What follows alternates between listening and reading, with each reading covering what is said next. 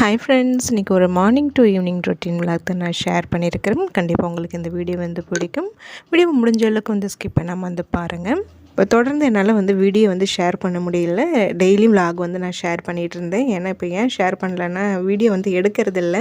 அதாவது ரெகுலராக வீடியோ எடுத்துகிட்டே இருப்பேன். இப்போ அதுமாரி வீடியோ எடுக்க முடியல. அடிக்கிற வெயிலுக்கு பார்த்திங்கன்னா ரொம்ப அலுப்பாக இருக்கும், சொம்பேத்தனமாக தான் இருக்குது. எந்த வேலையும் செய்யறதுக்கு தோணவும் இல்லை.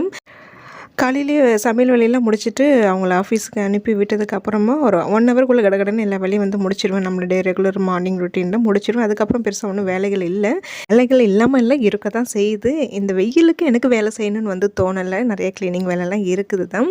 அது என்னமோ கொஞ்சம் சோம்பேறித்தனமாக தாங்க இருக்குது. நான் பார்த்திங்கன்னா வீடியோக்காக வேலை செய்கிறது கிடையாது. செய்கிற வேலையை தான் அப்படியே வீடியோ எடுத்து உங்ககிட்ட நான் ஷேர் பண்ணுறேன். இப்போ இந்த பார்த்திங்கன்னா இப்போ லீவ் விட்டதுலேருந்து எனக்கு வேலை செய்கிற இன்ட்ரெஸ்ட்டே இல்லை. என்னன்னு தெரியல, கொஞ்சம் அலுப்பாக தான் சொம்பேத்தனமாக தான் இருக்கிறேன். பசங்க கேட்குறத செஞ்சு கொடுத்துட்டு 3 வேளை சாப்பாடு செஞ்சுக்கிட்டு கொஞ்சம் பார்க்குறதுக்கு வீட்டை நீட்டாக வச்சுக்கிட்டு அப்படி தான் போயிட்டுருக்குது லீவ் விட்டதுலேருந்து. அது இல்லாமல் வீடியோ எடுக்கிறதுக்கே ரொம்ப அலுப்பாக தாங்க இருக்குது. இன்னும் ட்ரைபேடும் வாங்கலை. அது கொஞ்சம் டென்ஷன் ஆகுது. அதில் ட்ரைபேடில் ஃபோனை ஸ்ட்ரைட் பண்ணி அது வீடியோ எடுக்கிறதுக்குள்ளே போதுன்னு ஆகிடுது. அதனாலே நான் சரியான முறையில் வீடியோ எடுக்கவும் முடியல, உங்ககிட்ட ஷேர் பண்ணிக்கவும் முடியல எதுவுமே. நம்ம பார்த்திங்கன்னா ஸ்கூல் திறக்கிற வரைக்கும் இப்படி தான் போயிட்டுருக்குன்னு நினைக்கிறேன். நம்ம ஊருக்கு கிளம்புவோம். ஊருக்கெலாம் போயிட்டு வந்ததுக்கப்புறமா தான் நம்மளுடைய ரெகுலர் ரொட்டீன்ஸ், நம்மளுடைய ரெகுலர் வீடியோஸ் எல்லாமே நான் அப்லோடு பண்ணுவேன். அது வரைக்கும் அப்பப்போ எடுத்த வீடியோஸ் தான் நான் ஷேர் பண்ணியிருக்கிறேன். இதுவே லாஸ்ட் வீக் எடுத்தது தான்.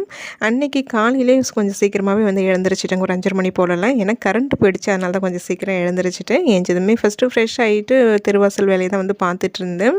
கீழே அந்த வேலையை முடிச்சுட்டு அதுக்கப்புறமா தான் சமையல் வேலையை பண்ணிகிட்டு இருந்தேன். அன்றைக்கி கூட இது ஷார்ட்ஸ் வீடியோவாக கூட நான் ஷேர் பண்ணியிருந்தேன். அன்றைக்கி காலையில் சமையல் முருங்கைக்கீரை கடைஞ்சிட்டு கோவக்காய் வறுவல் பண்ணியிருந்தேன். சாப்பாடு வச்சுருந்தேன். சாப்பாடு செஞ்சுட்டு இருக்கும்போதே கூட கரண்ட் போயிடுச்சு. சமையல் வேலையை பார்த்துக்கிட்டே தான் பார்த்திங்கன்னா அந்த பாத்திரம் 1 2 சேர விளக்கிக்கிட்டு கிச்சனை கொஞ்சம் க்ளீன் பண்ணிவிட்டு அப்படி போயிட்டு இருந்தது.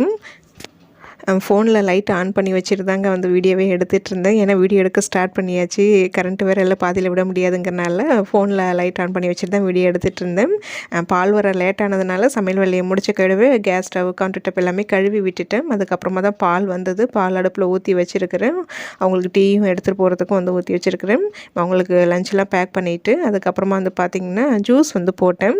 கேரட், பீட்ரூட், நெல்லிக்காய் ஜூஸ் தான் போட்டு வச்சுட்டோன்னா பசங்க ஏஞ்சதும் குடிச்சுப்பாங்க. சாதனா பார்க்கும் அது கொஞ்சம் அவசர அவசரமாக தான் போட்டேன். ஏன்னா அவங்களும் கொஞ்சம் குடிச்சிட்டு போவாங்க. அவங்களுக்கு சின்ன கிளாஸில் கொஞ்சம் ஊற்றி கொடுத்துட்டேன். அவங்கள குடிச்சிட்டு அவங்களும் ஆஃபீஸ் கிளம்பிட்டாங்க. அவங்கள அனுப்பி விட்டுட்டு கீழே கொஞ்சம் செடிக்கு தண்ணி விடுற வேலையெல்லாம் இருந்தது. அந்த வேலையெல்லாம் பார்த்துட்டு மேலே வரவே மணி 7:30 ஆகிடுச்சு. வீடு இப்போதைக்கு இந்த நிலமையில தான் இருக்குது. காலையில் ஃபஸ்ட்டு ஏஞ்சதுமே முதல் வேலையை மிஷினில் துணி தான் போட்டு விட்டுருந்தேன். அது ஓடி முடிய போகுது. அதுக்குள்ளே இன்னொரு செட்டு துணியை சேர ஆரம்பிச்சிருச்சு. இது ஈவினிங்காக தான் திருப்பி போட்டு மேலே கொண்டு போய் காய வைப்பேன். அதெல்லாம் சரி பண்ண ஷோஃபாலாம் கவர்லாம் போட்டு சரி பண்ணிவிட்டு வீடு வாசல் தான் பெருக்கி தள்ளிட்டு இருந்தேன். காலையில் கிச்சன் வேலையை முடிச்சுட்டு கிச்சன் க்ளீனிங்கு மற்றபடி வீடை ஓரடங்கெலாம் எடுத்து வச்சுட்டு நீங்கள் வீடை பெருக்கி தள்ளிட்டாலே பாதி வேலை உங்களுக்கு முடிஞ்ச மாதிரி இருக்குங்க. உங்களுக்கு வீடும் கொஞ்சம் பார்க்க நீட்டாக அழகாக இருக்கும். இதுதான் என்னுடைய ரெகுலர் மார்னிங் ரொட்டீன். இதை நான் கண்டிப்பாக பண்ணிவிடுவேன் எப்போதுமே. ஒவ்வொரு டைம் டைம் இருக்கும் செஞ்சிடுவேன். அப்படி இல்லைன்னா பசங்களை ஸ்கூலில் விட்டுட்டு வந்ததுக்கப்புறமா இந்த வேலையெல்லாம் செய்கிற மாதிரி இருக்கும். ஸ்கூல் டைமில் நம்மளுடைய வீட்டை கொஞ்சம் பார்க்க அழகாக வச்சுக்கணும்னா கொஞ்சம் சிரமம் பார்க்காம அலுப்பு பார்க்காம காலையிலே ஓரளவு இந்த வேலைகளெல்லாம் முடிச்சு வச்சிடலாம்.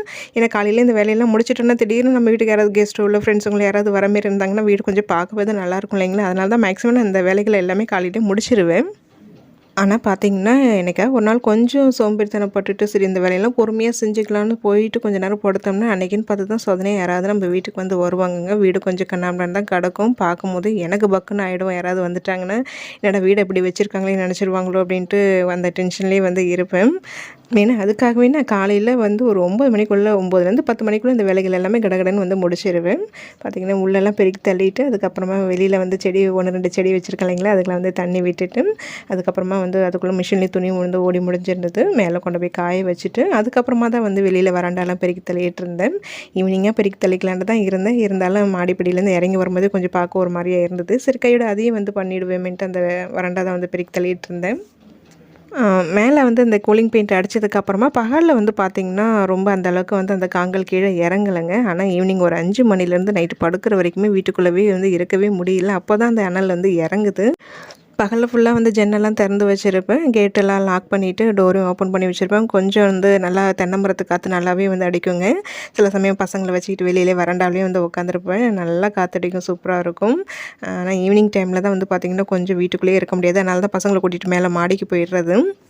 சில சமயம் டிஃபன்லாம் செஞ்சு மேலே எடுத்துகிட்டு போய் சாப்பிட்டுட்டு தாங்க கீழே இறங்கி வர்றது, ஏன்னா வெயில் அந்த அளவுக்கு தாங்க முடியல.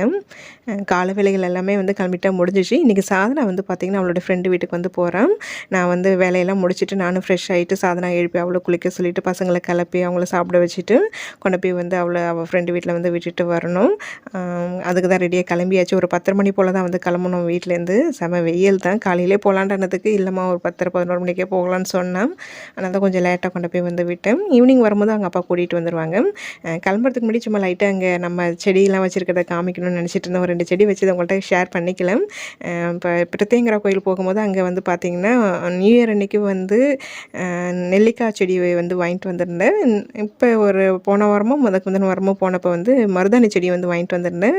2மே வச்சு விட்டுருக்கோம். அந்த ஒரே இடத்துல 2 மருதாணி, கொய்யா மரம், நெல்லிக்காய், செம்பருத்தி, முருங்கைக்கரன் இத்தனை இருக்குது. இந்த ரவை இடத்துல எது ஒழுங்காக வளரப்போகுதுன்னு வந்து தெரியல, ஏன்னா வேறு இடமும் இல்லை வைக்கிறதுக்கு. ஆனால் இப்போ செடி வைக்கிற ஆசை இருக்கிறதுனால எல்லாம் ஒன்று ஒன்றா வாங்கிட்டு வந்து வைக்கிறேன். அந்த ரவை இடத்துல அவ்வளோ செடி வச்சுருக்கிறேன், எல்லாம் கொச்ச கொச்சன்னு வளர்ந்து நிற்க போகுதுன்னு தான் நினைக்கிறேன். அப்புறம் சாதனாவை கொண்டு விட்டுட்டு வந்து தான் பார்த்திங்கன்னா வண்டி கழுவுற வேலையும் இருக்குது. வண்டி ரொம்ப மோசமாக இருக்குது. வண்டி கழுவிட்டு அப்புறம் இந்த வெத்தலை தீபத்துக்கு வந்து நம்ம வீட்டிலேருந்து இப்போ வெத்தலை ரெகுலராக வந்து வச்சிட்ருக்கிறேன். நல்லா கொஞ்சம் செழிப்பாக வளருது வெயில் படுறதுனால.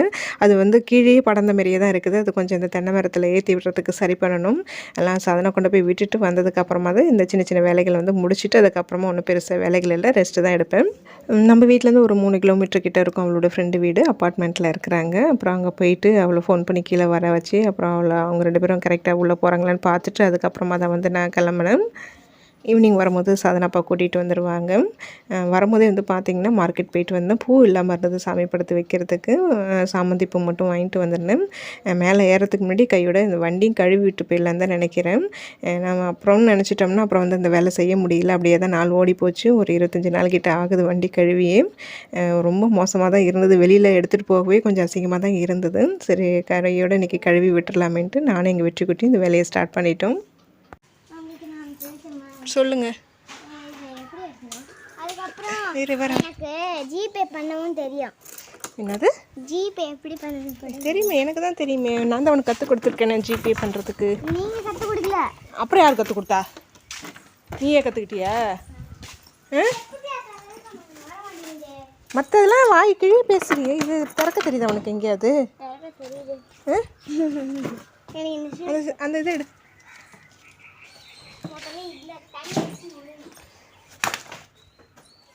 சாவி எடுக்கலையா?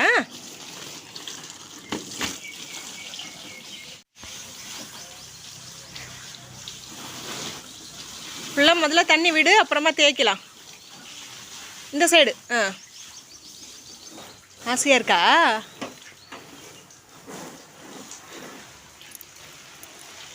ஏன் மேலே விடுது பாரு.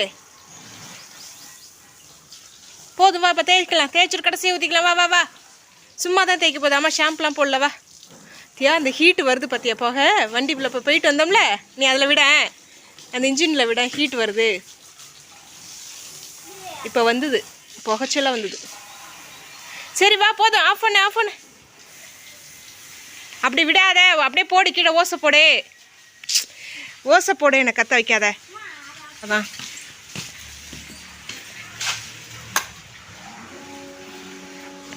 வெளியில் போயிட்டு வந்ததுமே கொஞ்சம் டயர்டாக தான் ஆனேன். அப்புறமா பார்த்துக்கலான்னு யோசனை பண்ணிகிட்டே தான் வந்தேன். இருந்தாலும் சரி கீழ் வீட்லேயும் வந்து ஆள் இல்லை, வெளியில் போயிருக்கிறாங்க. சரி அவங்க வரத்துக்குள்ளே கொஞ்சம் ஃப்ரீயாக அங்கே நின்று வண்டி கழுவிடலாமே அப்படின்ட்டு தான் வந்து சரி வந்ததும் கொஞ்சம் அந்த டயர்டு பார்க்காம கழுவ ஸ்டார்ட் பண்ணிவிட்டேன். எங்கள் வெற்றிக்குட்டி ஆசைப்படுவானே தவிர இந்தமாரி வேலையெல்லாம் செய்கிறதுக்கு. ஆனால் நம்மளை கற்று வச்சுக்கிட்டே தாங்க இருப்பாங்க. ரொம்ப டென்ஷன் ஏற்றுவான். குளிக்கிறியா வெற்றி? வேணாமா? ஏன்? போதும், அது உள்ள அடிச்சது போதும். 2 டயர்லையும் அடி.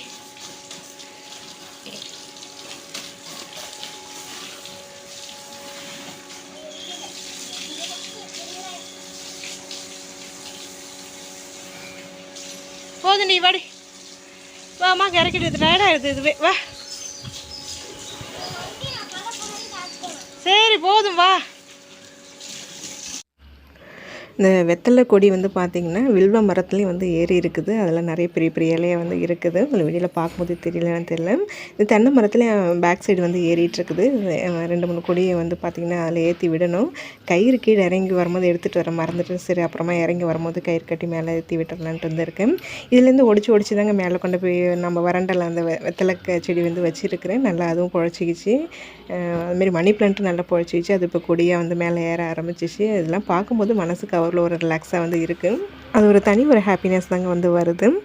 அப்புறம் இந்த வேலையெல்லாம் முடிச்சுட்டு போய் நல்லா வந்து ரெஸ்ட்டு தான் எடுத்தோம் நானும் வெற்றிக்குட்டியும். அதுக்கப்புறமா ஈவினிங்காக தான் இந்த வீடியோ எடுத்துகிட்டு இருந்தேன். சாதனா ஆஃபீஸ்லேருந்து வரும்போதே அவங்க வந்து கூட்டிகிட்டு வந்துட்டாங்க. வந்ததுமே சாதனா ரொம்ப போர் அடிக்குதுன்ட்டு டிவி பார்த்துட்டு அவளோட வேலையை வந்து ஸ்டார்ட் பண்ணிவிட்டு ட்ராயிங் தான் பண்ணிகிட்டு இருந்தேன். இதை கம்ப்ளீட் பண்ணதுக்கப்புறமா எப்படி இருக்குங்க வந்து நான் காமிக்கிறேன். ரொம்ப அழகாக வந்து பண்ணிகிட்டு இருந்தேன். பார்த்திங்கன்னா இன்றைக்கி காலையிலேருந்து சாயங்காலம் வரைக்கும் எங்களுடைய பொழுது இப்படி தான் வந்து போச்சு. இதை தான் நான் இன்றைக்கி ஷேர் பண்ணியிருக்கிறேன். கண்டிப்பாக உங்களுக்கு இந்த வீடியோ பிடிச்சிருக்கும்னு நினைக்கிறேன். பிடிச்சிருந்தால் லைக் பண்ணுங்கள்.